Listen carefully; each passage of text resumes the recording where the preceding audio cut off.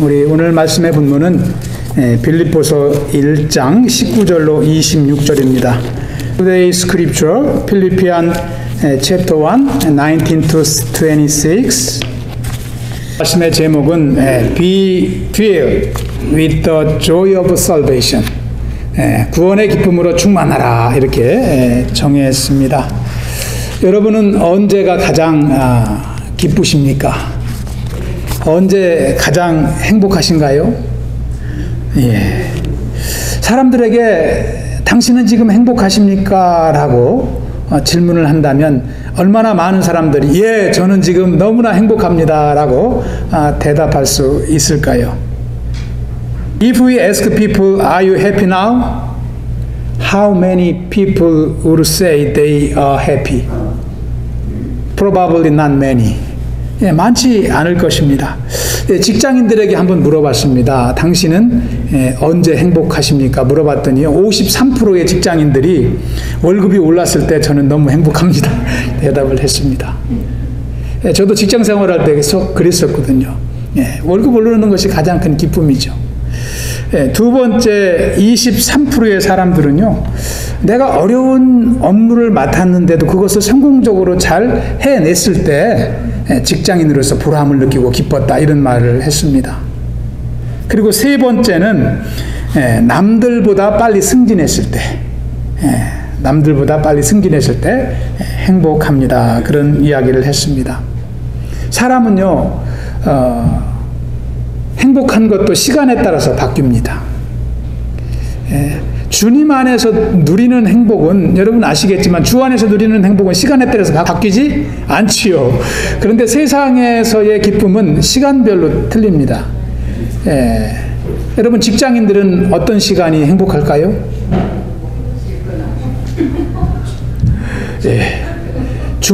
주말이면은 행복한 시간입니다. 그리고 퇴근 후에, 주중에서도 퇴근 후가 이 직장 남자분들은 행복해요. 그런데 전업주부들은 어떨까요? 그때가 행복해요? 반대죠. 이 남편이 퇴근하면은 덜 행복하다고 그래요. 반가운 분들도 있지만 일이 늘어나기 때문에 아이들이 학교에서 돌아오면 주부들은 바빠집니다. 그래서 가정주부들이 가장 행복한 시간은 낮 시간이라고 그래요. 그리고 주말이 아니라 주중이라고 합니다. 주중. 그러니까 서로 반대 행복한 시간이 다른 것이죠. 오늘 저와 여러분이 교독한 이 말씀의 본문을 보면은요, 바울은 너무 기쁨에 차 있어요. 너무 행복해 하고 있습니다. 그런데 계속 우리가 말씀을 보지만 바울은 지금 로마 감옥에 있거든요. 감옥에 있는 죄수가 뭐 그렇게 행복해 할까요? 우리는 그것을 좀 알아야 됩니다. 왜 감옥에 있지만 그가 행복해 했을까? 기뻐했을까? In today's text, Paul cannot hide his joy. He has three reasons. He is joyful. 그가 행복해한 이유가 세 가지가 오늘 말씀에 나와 있습니다. 그가 좋아했던 것은요, 월급이 오르고 성취감이 있고 남들보다 빨리 진급했기 때문이 아니라 그의 기쁨은 하나님으로부터 오는 영적인 기쁨이었습니다. I pray that you and I can find out why Paul rejoiced. 우리는 이것을 함께 알길 원합니다. First, the reason Paul rejoiced was because he had the assurance of salvation. 그가 기뻐했던 것은요, 구원의 확신 때문에 기뻐합니다. 우리 19절 다시 한번 합독해 볼까요? 19절 말씀입니다. 이것이 너희의 간구와 예수 그리스도의 성령의 도우심으로 나를 구원에 이르게 할 줄을 아는 거로. 여기서 이것이라는 것은요, 바울이 감옥에 있는 환경을 말하거든요. 빌립보 성도들은 바울이 감옥에 있어서 많이 염려하고 기도했는데 바울은 도리어 내가 감옥에 있는 이것이 마지막 부분에 보면 구원에 이르게 할 것이다 라고 확신하고 있어요. 참 놀라운 고백 아닙니까? 그런데요, 19절 말씀을 다시 보시면 바울이 감옥에 있는 것이 구원에 이르게 하는 것을 안다라고 했지 기쁘다는 말은 없습니다. 그래서 우리가 지난주에 보았던 말씀, 바로 전절 18절 말씀 마지막 부분은 어떻게 되어 있느냐면, 바울은 고백하기를 내가 기뻐하고 또한 기뻐하리라 이렇게 끝을 맺거든요. 근데 여기 기뻐한다는 말을 두 번 반복하고 있는데, 앞에서 바울이 기뻐하고 이 기뻐한다는 것은요, 18절에 나와 있는 대로 그리스도의 복음이 전파되는 것을 인해서 바울이 기쁘다는 거예요. 자기가 감옥에 있었지만 그리스도의 복음은 활발하게 전파되었거든요. 로마 경비대까지도 막 경비병까지도 복음을 영접하고 그런 역사가 일어났습니다. 그것이 너무나 기뻤어요. 그리고 또한 기뻐하리라 라고 미래형으로 쓰고 있는 뒤의 기쁨은요, 지금 이 19절부터 나오는 그 내용에 대한 기쁨입니다. 그래서 18절과 연결시켜서 보면은 19절 말씀에 자기가 감옥에 있음으로 인해서 더욱더 분명한 구원의 확신을 갖는 것 때문에 나는 기뻐한다. 이렇게 우리가 성경을 해석할 수가 있는 것입니다. 여러분, 그런데 한번 생각을 해보시기 바랍니다. 바울이 감옥에서 기뻐한다는 것은 어떤 구원을 말하고 있을까요? 감옥에서 나가는 것도 구원입니다. 나가면 더 복음 전도를 열심히 할 수 있습니다. 그리고 성도들과 만날 수 있고 기쁨을 나눌 수 있습니다. 그것도 바울이 기뻐하는 구원이라고 할 수 있습니다. 그리고 또 한 가지는 종말론적인 구원을 말할 수 있습니다. 영생의 기쁨을 누리는 것이죠. 이제 바울은 이 첫 번째가 아니라 두 번째 영혼의 구원을 말한다고 볼 수 있습니다. 왜 그러냐면요, 23절에 보면은 내가 죽는 것도 마다하지 않는다고 고백하고 있거든요. 하나님 나라를 확신하고 있기 때문에. 그래서 바울이 여기서 구원을 위해서 기뻐하는 것은요, 이 종말론적인 구원을 말합니다. 하나님 앞에서 받을 심판 가운데 자신이 구원을 받을 것을 확신하고 기뻐하는 것입니다. 아멘. 여러분, 마태복음 10장에 보시면 예수님께서 제자들을 둘씩 파송하시면서 말씀을 주시잖아요. 그때 예수님이 주신 말씀 중에 이런 말씀이 있습니다. Matthew 10:28, 이 말씀을 보시면 몸은 죽여도 영혼은 능히 죽이지 못하는 자들을 두려워하지 말고 오직 몸과 영혼을 능히 지옥에 멸하시는 자를 두려워하라 그랬습니다. 그러니까 육신의 죽음을 두려워하지 말고 영혼의 심판을 준비하라고 그렇게 복음을 전하도록 제자들에게 그 말씀을 주시는 거예요. 세상 사람들이 영혼은 관계하지 않고 육신의 죽음만 두려워하기 때문이죠. 근데 바울에게는 육신의 죽음은 크게 문제되지 않았습니다. 하나님 앞에 받을 심판을 두려워했던 것이죠. 여러분, 이 LA에 보면은 우리 한인 침례교회가 많이 있는데요. 남가주 새누리교회에 있습니다. 옛날 전신이 LA 한인 침례교회거든요. 김동명 목사님이 이 초창기에 담임하셨던 교회인데요. 그 김동명 목사님의 아내 되시는 분이 바로 안희숙 사모이십니다. 근데 이 사모님이요, 일제시대 때 일본의 신사참배를 거부하고 거부했던 그 여성들을 대표로 평양 형무소에 투옥이 됩니다. 그런데도 이 감옥 안에서도요, 절대 굽히지 않았습니다. 목숨을 걸고 신사참배를 거부합니다. 그러다가 1945년 해방이 되어서 풀려나시게 되죠. 근데 이 안희숙 여사님이 지은 책들이 여러 가지 있는데 그 중에 이 두 가지가 참 우리에게 많은 도전을 줍니다. 그 책 제목이 가장 유명한 책이 죽으면 죽으리라. 젊으셨을 때 기록한 책인데요. 그리고 또 어떤 책이 있느냐면 당신은 죽어요. 그런데 안 죽어요. 육신은 죽지만 우리의 영혼은 믿음 안에 살아난다는 것이죠. 이 믿음으로 여성의 몸이지만 신사참배를 거부하고 하나님을 의지하는 외길을 걸으셨던 것입니다. 바울도 이 확신 가운데 감옥에 있지만 참 주님을 의지하는 것 아니겠습니까? 바울이 만약에 로마 법정을 두려워했다면 이렇게 기쁨을 누리지 못했을 것입니다. 로마 법정에서 로마 황제가 자신에게 참 이제 어떠한 이 심판을 내리든지 사형을 언도하든지 그것이 문제가 되지 아니하고 하나님 앞에서 내가 구원받게 될 것을 인하여 기뻐했던 것입니다. 여러분 19절을 또 한번 보시면 바울이 이렇게 확신 가운데 있었던 데는 두 가지 이유가 있습니다. 첫 번째는 너희의 간구입니다. 여기서 너희의 간구가 누구의 기도일까요? 빌립보 성도님들이 바울을 위해서 중보기도하는 것입니다. 그러니까 여러분 기도의 능력이 이런 것이죠. 바울은 믿음이 있지만 감옥에 인간의 몸으로 혼자 있으면 연약해지기가 쉽지 않습니까?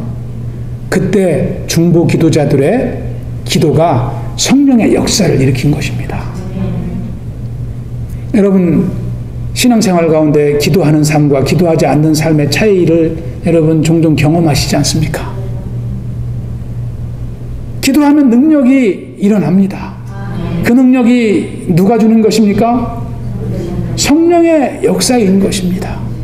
바울에게 그 역사가 감옥에서 일어나는 거예요. 그러니까 성령의 도우심으로 나를 구원에 이르게 한다 이렇게 말하는 것입니다. 온 세상을 복음을 전했던 바울이지만 연약한 가운데 있을 때는 성도들의 기도가 그에게는 능력이 되었다는 것입니다. 저는 종종 간증을 합니다마는 제가 20년 동안 이민 목회에서 가장 기억나는 것 한 가지를 꼽으라고 하면은요, 저는 하루에 첫 시간을 주님 앞에 드린 것을 말하고 싶어요. 네. 제 개인 생활이죠. 그것이 목회의 일부이기도 하지만 제 개인 신앙생활의 중요한 한 가지입니다.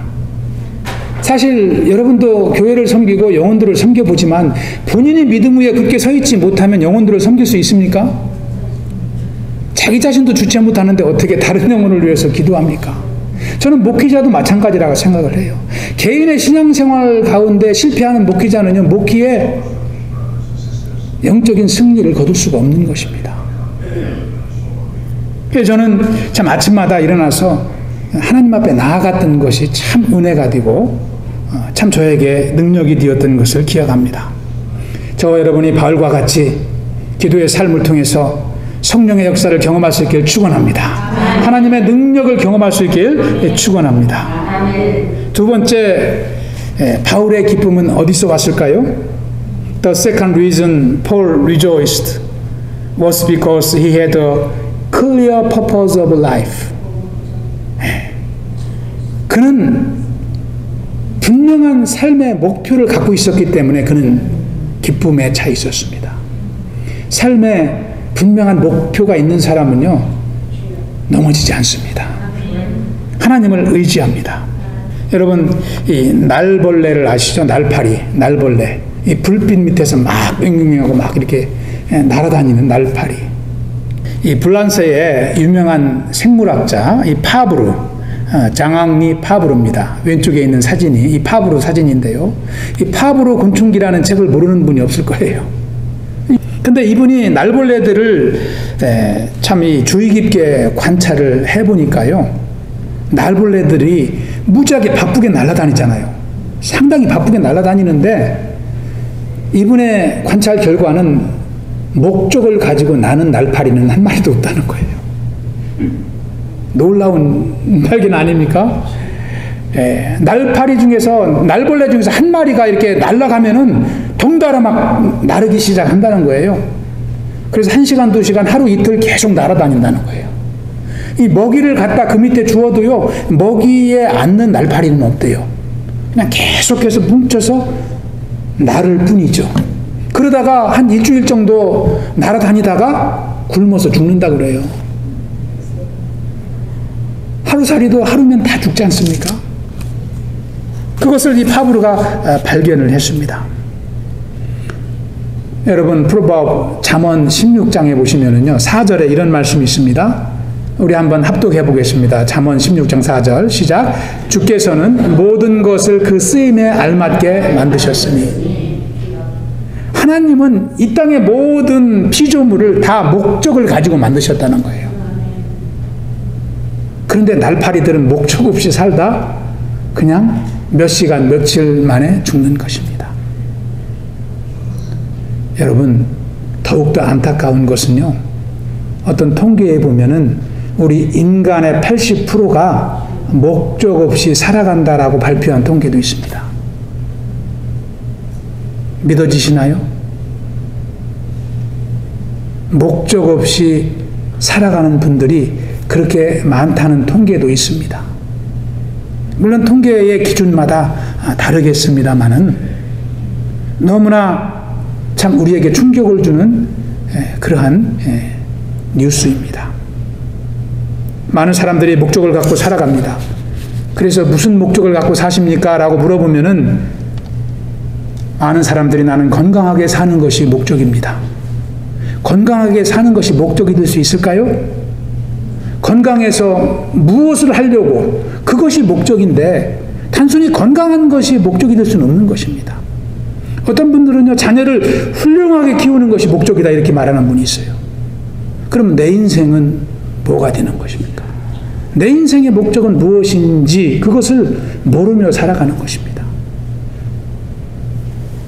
어떤 분들은 남은 인생 즐겁게 사는 것이 최고야 그렇습니다. 즐겁게 살아야 되겠죠. 그래서 so what?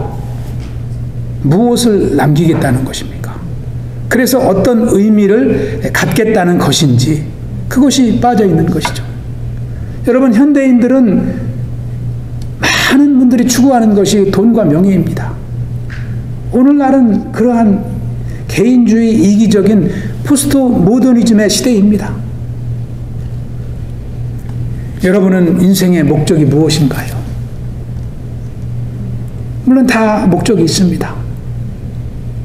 나는 분명한 목적이 있다라고 말할 수 있는 분이 얼마나 되는지. 우리 20절을 한번 합독을 다시 한번 해보겠습니다. 20절 말씀 시작.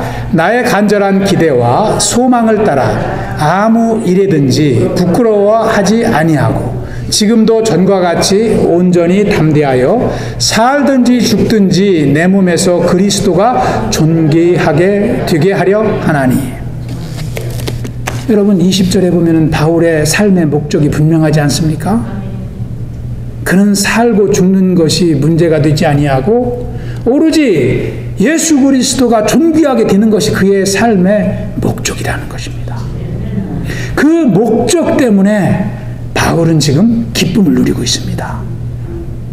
여러분 순간마다 가끔씩 인생에 기쁨이 없다면 여러분에게 이런 목적이 있는지를 확인해야 될 필요가 있습니다. 기쁨은요 세상에서 오는 것이 아니라 그리스도를 위한 삶에서 오기 때문입니다. 여러분 21절을 또 보시기 바랍니다. 더 분명하게 말하고 있습니다. 21절에 보시면 내게 사는 것이 그리스도니 죽는 것도 유익함이라.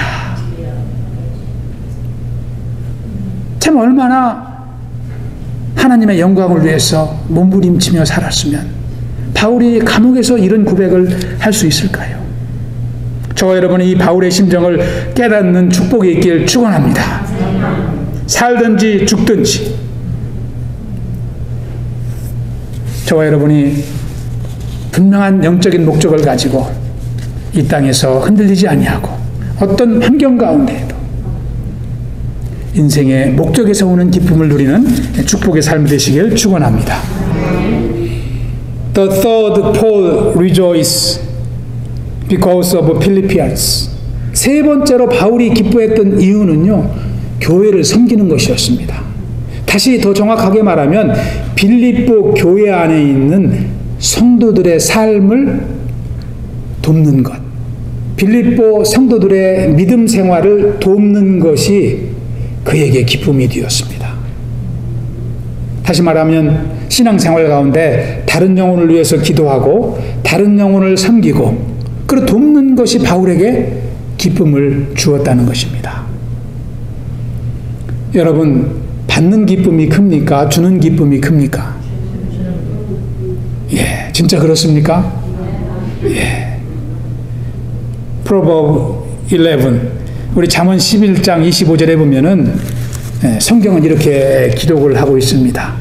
남에게 베풀기를 좋아하는 사람이 부유해지고 남에게 마실 물을 주면 자신도 갈증을 면한다. 세번역 성경에 이렇게 번역을 해놓고 있습니다. 이 맞습니까?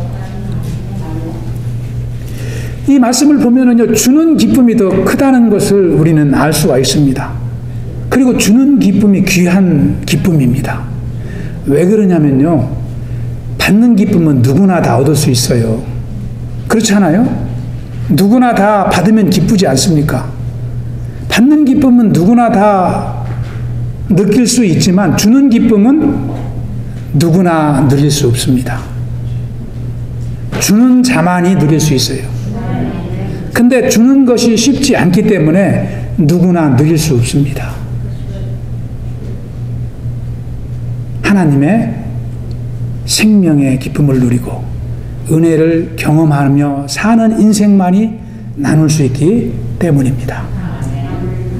지금 감옥에 있는 바울은요, 사는 것보다 죽어서 주님 품으로 가고 싶은 마음이 더 큽니다, 사실은. 그런데 바울은 그 일을 위해서 지금까지 얼마나 많은 고생을 했습니까? 지금 감옥에 있는 것도 그 일 때문이죠. 복음 전하다 들어갔지 않습니까? 그리고 배를 타고 로마를 가다가 배가 파선해서 일주일 동안 칠흑 같은 어둠의 바다를 뗏목 하나에 실려서 또 다녔었어요.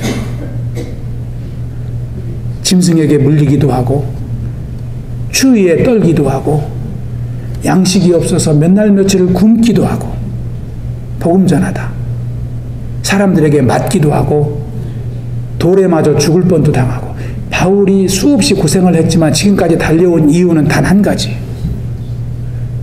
하나님 나라의 시민으로 참여하고자 그 목표를 향해서 달려왔던 것입니다. 그래서 지금 빨리 바울은 이 고통에서 벗어나서 하나님 나라에 빨리 가고 싶은 거예요. 그런데 왜 가지 않고 있습니까? 빌립보 성도들을 돕기 위해서요. 교회를 섬기기 위해서. 내가 사는 것이 고통이지만 자기는 더 육신에 남아있겠다, 이렇게 고백하는 것입니다. 여러분, 25절을 보시기 바랍니다. 25절을 보시면 내가 살 것과 너희 믿음의 진보와 기쁨을 위하여 그랬습니다. 빌립보 성도들의 믿음 성장과 그들의 신앙생활을 돕기 위해서 바울은 육신의 삶을 더 연장하겠다, 이렇게 말씀하고 있습니다.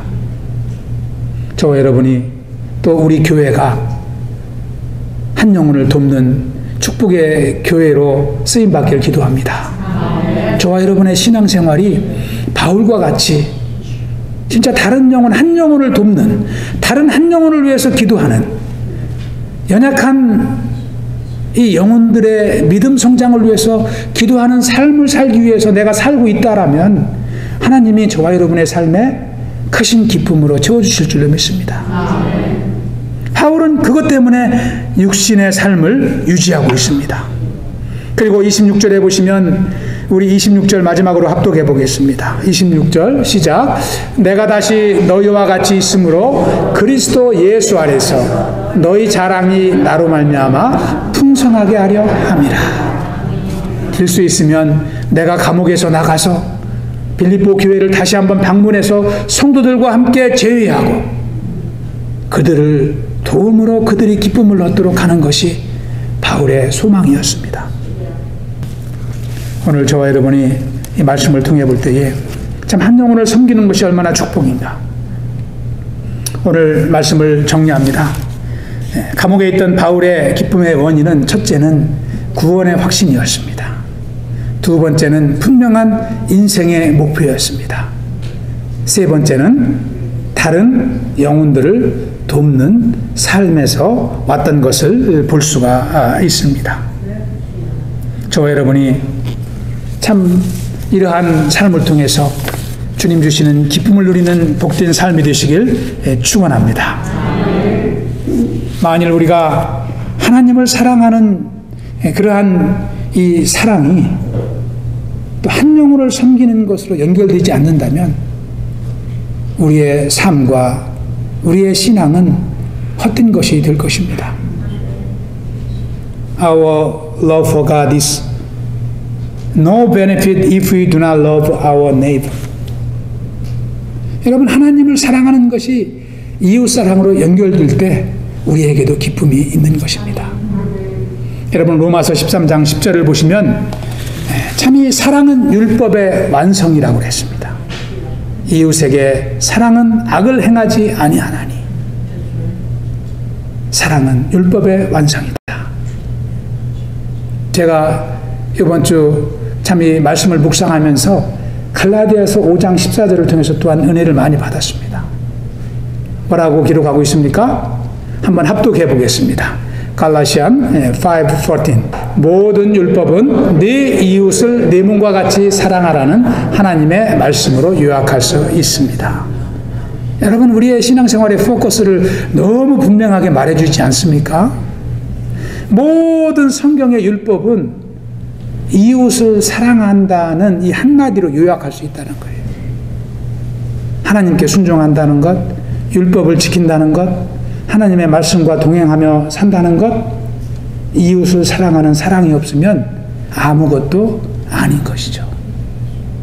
바울은 자신을 위해 살지 않고 예수 그리스도와 복음을 위해서 살았기 때문에 그는 큰 기쁨을 누렸습니다. Paul did not live for himself, but for Jesus Christ and the gospel. So he was able to live a life of joy beyond the death. 그러니까 죽음을 넘어선 기쁨을 누렸던 것입니다. I pray that you and I will enjoy the joy of salvation in Christ. Live for the glory of God. 저와 여러분이 주님 안에 구원의 기쁨을 누리며 또 하나님의 영광을 위해 쓰임받는 귀한 삶이 되시길 축원합니다. 하나님 아버지, 감사합니다. 오늘도 참 주님을 예배하는 복된 주일을 허락하여 주시고 또 우리 심령에 또 하나님을 향한 믿음으로 충만케 하시니 감사를 드립니다. 아버지, 날마다 우리의 삶을 주장하시며 참 하나님께 쓰임받는 복된 자녀의 삶을 살아갈 수 있도록 축복하여 주시옵소서. 구원의 은혜를 덧입혀 주시고 또 우리의 삶의 목적을 분명히 하며 또 이웃을 사랑하는 섬김의 삶이 되도록 인도하여 주시옵소서. Heavenly Father, thank you for giving us assurance of salvation. Lord, lead us to serve you and your church more.